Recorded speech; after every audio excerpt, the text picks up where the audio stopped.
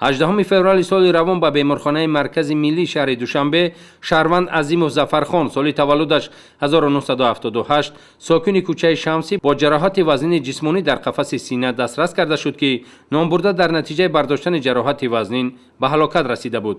муайян карда шуд, ки Шаҳрванд Азимов Зафархон бо Шаҳрванд Мақсудов Обид Имомалиевич соли таваллудаш 1984 сокини кӯчаи Борбад, ки қаблан барои содир кардани ҷинояти авбошӣ 2 маротиба суд шуда буд, дар назди боғи Наврӯзгоҳи пойтахт бо ҳам муноқиша намуда аз ҳиссиёти авбошӣ Шаҳрванд Мақсудов Обид бо олоти бохуддошта аз қисмати дил Шаҳрванд Азимов Зафархонро захмӣ намудааст. сабаби муноқиша чи аст? Чи сабаб шуд, ки шумо бо марҳум муноқиша кардем ба сабаби ҳаёт маҳрум шудан гардид? Сабаб чи буд?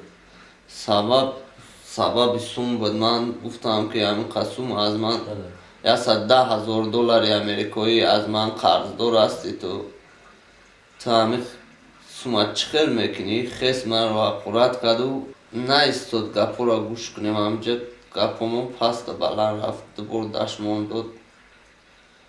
я ман аз контроли худ баромада яън ҳамун қабчӯӣ барои ҳӯйкунӣ аз адкитибаш кавори ҳамонро истифода бурдам.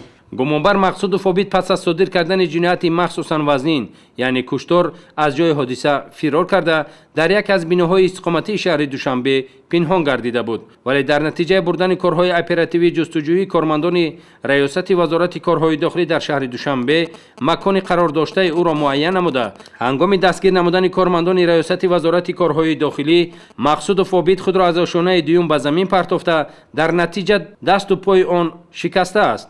гумонбари марги Азимов Мақсудов Обид гарчанде худро барои раҳоӣ аз ҷавобгарии ҷиноятӣ ба чунин ҳол гирифтор кардааст, вале барои кирдори ҷинояткоронааш ӯро ҷазои сазовор дар пеш аст. нисбати Мақсудов Обид дар прокуратураи ноҳияи Исмоили Сомонӣ бо моддаи 104 Кодекси ҷиноятии ҷумҳурии Тоҷикистон парвандаи ҷиноятӣ оғоз карда шуда тафтишот идома дорад.